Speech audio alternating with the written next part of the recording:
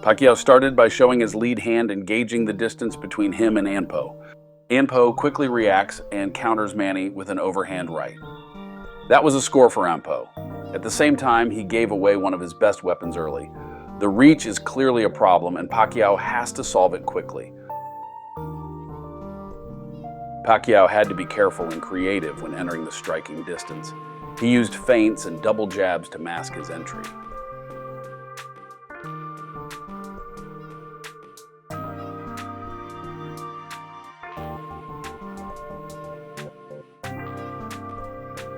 What about that overhand right? It became increasingly challenging for Anpo to land that long-range shooting right hand as seconds passed. Pacquiao blocked, parried, ducked, and slipped that punch for the rest of the fight.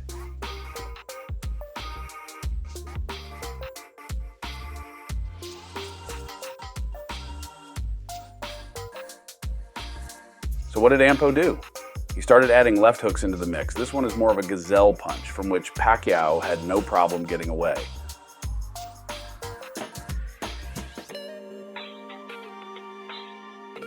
To Anpo's credit, he boxed like a decent boxer. He countered on the inside, stepped to the outside to line up his shots, and found a way to land his shots effectively in the pocket by punching with Pacquiao.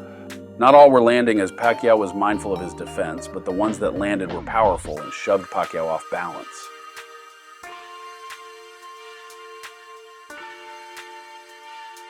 Surprisingly, or maybe not that surprising, Pacquiao took those big shots from the bigger man and did not go down.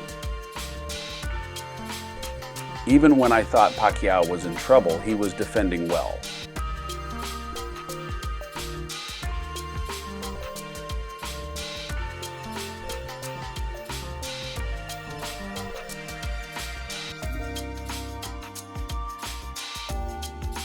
After missing several shots, Anpo was visibly frustrated by round 3. Having tasted the joy of landing his biggest shots was addictive, so he quickly became more aggressive and increasingly predictable as seconds went by, which made him play right into the hands of the Filipino maestro. Pacquiao prefers a come-forward fighter because that is where his offense and defense shine. All that Pacquiao had to do was maintain his composure and wait for the right moment to peel away Anpo's best weapon.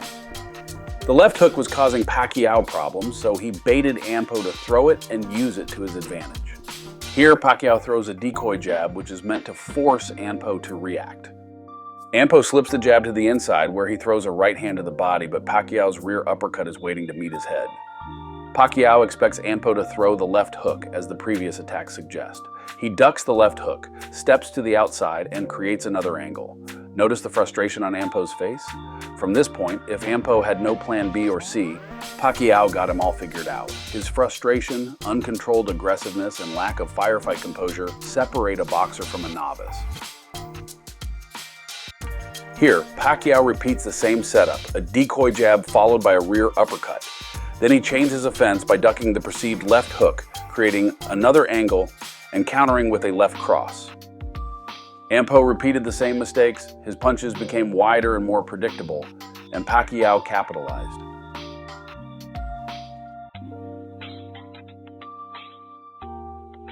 Here, Pacquiao ducks the left hook, creates another angle, and barely misses an overhand counter left cross.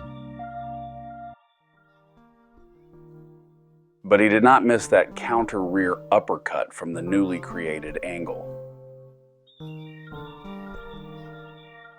So, what did this fight tell us? Pacquiao is not the same. That is a given. Can he still fight? Yes, he can. Can he still take punches? You tell me. Does he have enough to return to pro boxing? If you were going to base everything on this fight, no, but honestly, I'm not so sure. He said the thick matting of the ring affected his movement.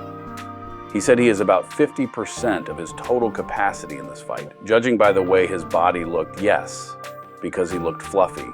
They were fighting at 152, where he was too small.